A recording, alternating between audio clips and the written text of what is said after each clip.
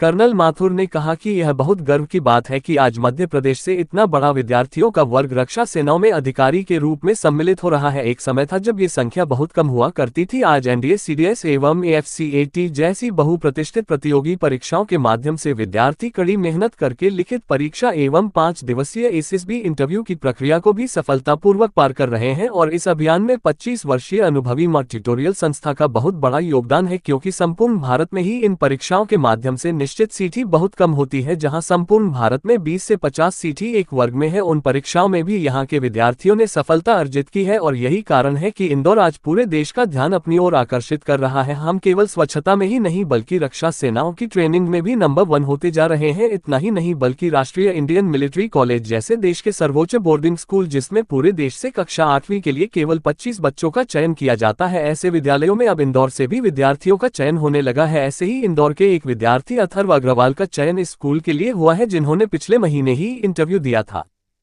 Technical entry scheme की बात हो रही थी कि जैसे इंजीनियर्स जो हैं आजकल बहुत क्रेज़ है स्टूडेंट्स में कि उन्हें इंजीनियरिंग करनी है। तो मैं ये कहना चाहता हूँ कि अगर आप इंजीनियरिंग करते हो आईआईटी जैसे इंस्टीट्यूट से, तो कंपनीज़ आएगी और वो आपको मैनेजमेंट के लिए लेकर जाएंगी। बहुत कम होता है कि आप मल्टीनेशनल कंपनीज़ में जाकर वहाँ इंजीनियरिंग कर रहे हो इंजीनियरिंग डिग्री लेने के बाद। लेकिन अगर हम आर्मी में इंजीनियर बनकर जाते हैं तो फिर हम वहाँ एक्चुअल में इंजीनियरिंग कर रहे होते हैं। और जो डिग्री मिलती है वो जेएनयू की मिलती है, Jawaharlal Nehru university. NIRF ranking उसकी 2 है ऑल ओवर द इंडिया। और बस अगर हमें इंजीनियरिंग करनी है तो जैसा अगर आज का क्रेज़ है तो लोग जो है प्लेसमेंट्स के लिए ज़्यादा जा रहे हैं। अगर वो इंजीनियरिंग करना चाहते हैं तो अगर रिसर्च में ज़्यादा स्कोप अगर वो टारगेट करते हैं तो उन्हें ज़्यादा फ़ायदा होगा। आपकी सफलता में मार्क ट्यूटोरियल का क्या योगदान है, क्या देखिए? जैसे एक रॉकेट को उड़ान के लिए लॉन्च पैड की ज़रूरत होती है, वैसे ही हमें भी एक प्लेटफॉर्म की ज़रूरत थी जो कि हमें मार्क ट्यूटोरियल से मिला। जैसे कि कर्नल सर और मिस्टर पंकज भट्ट सर, उन्होंने हमें एक डायरेक्शन दी, उस डायरेक्शन पर हम चले जिसकी वजह से हमें सफलता मिली। आपका नाम बताइए। प्रिंस चौहान। कौन सा आज यहाँ पर मार्क ट्यूटोरियल? सर ये सफ़र 2 साल पहले शुरू हुआ था जब मैंने रिटर्न के लिए ज्वाइन किया था। स्टार्टिंग में सर ऐसा लगा था कि नहीं हो पाएगा, क्योंकि ये सर हमेशा मेरा माँ बाप का सपना था कि उनका लड़का ऑफिसर बने। तो सर जम के मेहनत की थी सर 2 साल, और आज ये सफलता सर माँ बाप और ये सारे टीचर्स की है सर। आपका नाम? सर आशीष सिंह तोमर, एफकेट। पर सिलेक्शन हुआ था, मार्क ट्यूटोरियल्स की भूमिका को किस तरह देखते हैं? मैं गांधीनगर 3FSB से रेकमेंड हुई थी। मैं मार्क ट्यूटोरियल 2 साल पहले आई थी रिटन के लिए अपनी 10th क्लियर करने के बाद। तो एक टीचर जो रहते हैं वो पूरे टाइम एक मोटिवेशन देते रहते हैं बच्चे को कि कभी भी लगे कि अभी नहीं हो रहा है तो वो तुमको खुद पे भरोसा दिलाते हैं। एसएसबी के टाइम भी कर्नल सर ने मुझे बहुत बार बोला था कि आप कर सकते हो, आप में वो कैपेबिलिटी है एंड मेहनत करने से हो जाता है। तो एक खुद में जो भरोसा रहता है वो जो है कोचिंग के माध्यम से मिल जाता है। और मेरे मम्मी पापा का भी बहुत बड़ा योगदान था, क्योंकि मेरे पापा खुद आर्म्ड फोर्सेस में रह चुके हैं, रिटायर्ड हैं। तो उन्होंने मेरे सपनों को हमेशा उड़ान दिया है और मेरी मम्मी वो हमेशा खुश रही हैं मेरे लिए, मैं जो भी करना चाहे। तो यहाँ तक पहुँचने के लिए आई थिंक एक इंसान को उनकी ज़िंदगी में जितने भी लोग हैं उन सबसे एक सपोर्ट चाहिए होता है। एंड मुझे मेरी लाइफ में वो सपोर्ट सबसे मिला, मेरे परिवार, इस कोचिंग, मेरे दोस्तों से। तो बस युवाओं को क्या मैसेज देना चाहेंगे? एक बहुत इम्पॉर्टेंट चीज़ है कि अभी करेंटली 400 कुछ सीटों में से सिर्फ 35 सीट्स जो रहती हैं वो लड़कियों की होती है। एंड ये इसलिए होता है क्योंकि ज़्यादातर लड़कियां आना नहीं चाहती हैं इस फील्ड में। तो मैं कहना चाहूँगी कि मेरी ऑल इंडिया रैंक 23 थी लड़कियों में आउट ऑफ 85।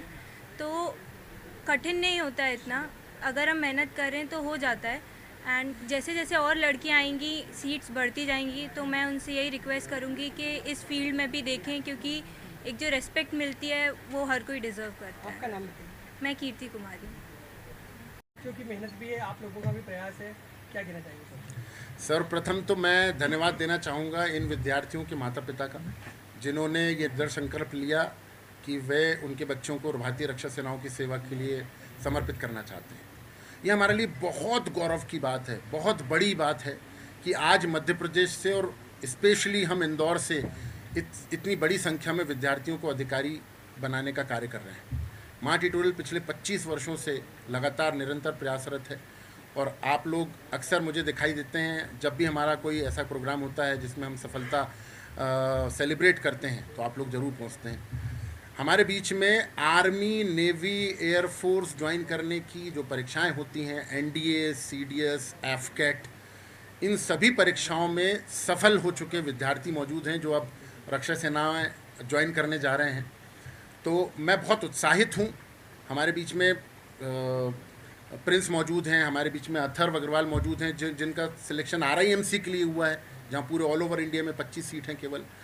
एनडीए और टेक्निकल एंट्री स्कीम के लिए चयनित हुए हमारे बीच में प्रिंस चौहान मौजूद हैं। हमारे बीच में एयरफोर्स एकेडमी के लिए सिलेक्ट हो गए और सीडीएस एग्जामिनेशन भी क्लियर कर लिया, वो भी सिलेक्ट हो गया, आशीष सिंह तोमर मौजूद हैं।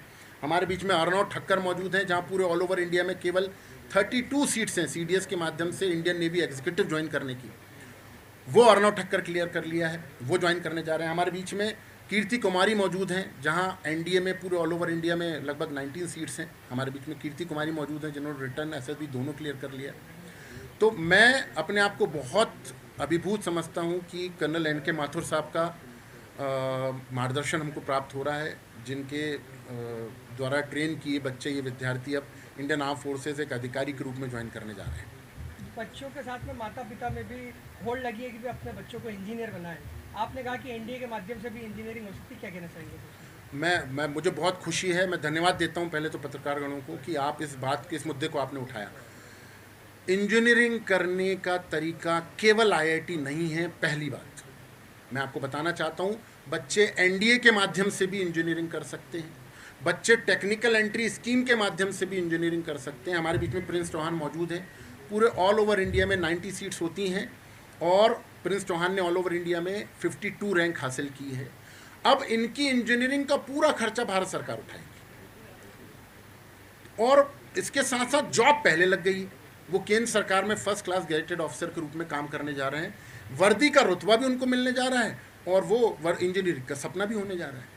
तो ये भी एक शानदार मौका है। मैं सभी अभिभावकों से रिक्वेस्ट करता हूं कि वो अपने विद्यार्थियों को, अगर इंजीनियरिंग आप कराना चाहते हैं तो ये भी एक बहुत अच्छा माध्यम है, एनडीए भी बहुत अच्छा माध्यम है, टेक्निकल एंट्री स्कीम भी बहुत अच्छा है। आपका परिचय दीजिए। मैं पंकज भट्ट, निदेशक डायरेक्टर मार्ट ट्यूटोरियल से हूँ।